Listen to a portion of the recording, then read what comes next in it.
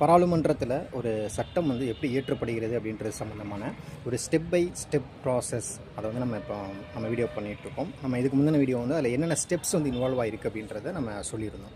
இந்த வீடியோ நம்ம என்ன பார்க்க போகிறோம் அப்படின்னா, ஒரு பில், ஒரு மசோதா, ஒரு சட்ட மசோதா ப்ரப்போஸ் ஆனதிலிருந்து அது பாராளுமன்றத்தில் அந்த குறிப்பிட்ட அவையில் தாக்கல் செய்யப்படும் வரை என்னென்ன நிலைகளை கடந்து வருது அப்படின்றது தான் இந்த வீடியோவில் நம்ம பார்க்க போகிறோம். ஒரு பில் வந்து எதன் அடிப்படையில், ஒரு மசோதா வந்து எதன் அடிப்படையில் பெரும்பாலும் உருவாக்கப்படும் அப்படின்னா, அந்த கவர்மெண்ட் தன்னுடைய எலக்ட்ரல் ப்ராமிசஸ், தன்னுடைய தேர்தல் வாக்குறுதியில் நிறையா சொல்லியிருப்பாங்க. நாங்கள் வந்து ஆட்சி அமைச்ச பின்னாடி இதெல்லாம் செஞ்சுருவோம் அப்படின்ட்டு. மேக்ஸிமம் அதை பேஸ் பண்ணி தான் என்ன பண்ணுவாங்க அப்படின்னா, அந்த மசோதாக்களே உருவாக்குறாங்க. அதுக்கான ப்ரப்போசல் வந்து கொடுக்குறாங்க.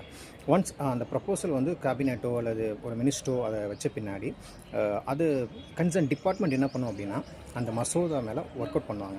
அதில் வந்து அந்த மசோதாவில் லீகல் பொலிட்டிக்கல் இம்ப்ளிகேஷன் என்ன இருக்குது, சோசியல் இம்ப்ளிகேஷன் என்ன இருக்குது, ஃபினான்ஷியல் இம்ப்ளிகேஷன் என்ன இருக்குது, இதெல்லாம் ஒர்க் அவுட் பண்ணிவிட்டு அவங்க என்ன பண்ணுவாங்க அப்படின்னா, ஒரு வேளை அதில் வந்து ஏதாவது ஸ்டேட்டோ அல்லது வேறு ஏதாவது மினிஸ்ட்ரியோ சம்மந்தப்பட்டிருந்துச்சு அப்படின்னா, அந்த கன்சர்ன் மினிஸ்ட்ரி, அதர் மினிஸ்ட்ரிஸ், அந்த ஸ்டேட் அவங்கள்ட்டெல்லாம் வந்து அட்வைஸ் எடுத்துக்குவாங்க. அது போக என்ன பண்ணுவாங்க அப்படின்னா, எக்ஸ்பர்ட் ஒப்பீனியன் அப்படின்றது, ஒரு வேளை அந்த சப்ஜெக்ட் மேட்ரு வந்து எக்ஸ்பர்ட் ஒப்பீனியன் தேவைப்பட்டால் எக்ஸ்பர்ட் ஒப்பீனியனும் அவங்க கேதர் பண்ணிக்குவாங்க.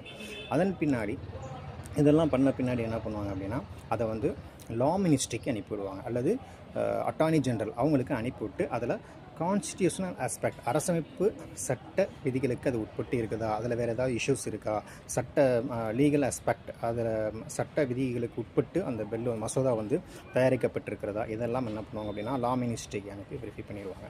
அதற்கு பின்னாடி அந்த மசோதா என்ன பண்ணணும் அப்படின்னா, கேபினெட் அப்ரூவலுக்கு வைக்கப்படும். கேபினெட் அதாவது அமைச்சரவையில் அதை என்ன பண்ணுவாங்கன்னா, அதை ஸ்க்ரூட்டனைஸ் பண்ணி ஒரு வேளை டீட்டெயிலாக ஒரு ரிப்போர்ட் தேவைப்பட்டுச்சு அப்படின்னா அதை ஸ்டாண்டிங் கமிட்டிக்கோ அல்லது அட்ஹாக் கமிட்டிக்கோ அதை வந்து ரெஃபர் பண்ணுவாங்க. அந்த கமிட்டி அதில் ஒர்க் அவுட் பண்ணிவிட்டு திரும்ப கொடுப்பாங்க.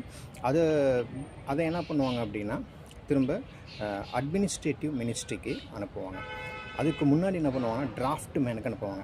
அந்த அட்மினிஸ்ட்ரேட்டிவ் மினிஸ்ட்ரிக்கு அந்த மசோதாவை அனுப்புறதுக்கு முன்னாடி டிராஃப்ட் மேன் அப்படின்ற ஒரு ப்ராசஸ் இருக்குது. அவர் என்ன பண்ணுவார் அப்படின்னா, அந்த மசோதாவில் இருக்கக்கூடிய கண்ட்ரியில் என்ன ப்ராப்ளம்ஸ் இருக்குது, அதில் யூஸ் பண்ணிக்கிற வேர்ட்ஸ், ஃப்ரேசஸ், அதில் வந்து ஜுடிஷியல் டிசிஷன்ஸ், அந்த மசோதா பேசக்கூடிய சப்ஜெக்ட் சம்மந்தமாக நீதிமன்றம் என்னென்ன தீர்ப்புகள்லாம் சொல்லியிருக்காங்க, இதெல்லாம் வந்து பார்த்திங்கன்னா டெக்னிக்கல் ஆஸ்பெக்ட் எதாவது இருந்துச்சுன்னா அந்த டெக்னிக்கல் ஆஸ்பெக்ட் இதெல்லாம் டிராஃப்ட் மேன் வெரிஃபை பண்ணுவாப்பில். அதுக்கப்புறமா அது அட்மினிஸ்ட்ரேட்டிவ் மினிஸ்ட்ரிக்கு போகும். அவங்க என்ன பண்ணுவாங்கன்னா, மறுபடியும் ஸ்க்ரூட்டனைஸ் பண்ணிவிட்டு அதில் ஏதாவது சேர்க்கணும், அதில் ஏதாவது நீக்கணும் அப்படின்னா அவங்க ரெஃபர் பண்ணுவாங்க. அதற்கு பின்னாடி மறுபடியும் டிராஃப்ட் மேன் வரும். டிராஃப்ட் மேன் என்ன பண்ணுவாங்கன்னா, அதை பிரிண்ட் பண்ணுவாங்க. அதுக்கப்புறம் தான் அது என்ன ஆகும் அப்படின்னா அச்சில் ஏறும். அந்த மசோதா அச்சு எடுக்கப்பட்டு அதோடைய காப்பீஸ் வந்து என்ன பண்ணுவாங்கன்னா, எந்த ஹவுஸில், அதாவது லோக்சபா, ராஜ்யசபான்னு 2 இருக்குல்லையா, மக்களவை, மாநிலங்களவைன்னு, எந்த அவையில் அந்த மசோதா வந்து ப்ரப்போசல் கொடுக்கப்பட்டதோ அந்த அவையினுடைய ஜென்ரல் அவருக்கு தான் என்ன பண்ணுவாங்க அப்படின்னா அந்த காப்பீஸை வந்து கொடுப்பாங்க. அந்த ஹவுஸில் வந்து வைக்கிறதுக்காண்டி, அவை முன்பாக வைப்பதற்காக அந்த செக்ரட்டரிக்கு வந்து, அந்த ஹவுஸுடைய செக்ரட்டரிக்கு வந்து அந்த காப்பீஸ் வந்து சர்வ் பண்ணுவாங்க. அதுக்கப்புறம் தான் அது என்ன ஆகும் அப்படின்னா, அந்த பர்டிகுலர் ஹவுஸில் வந்து அந்த மசோதா தாக்கல் செய்யப்படும், அறிமுகம் செய்யப்படும்.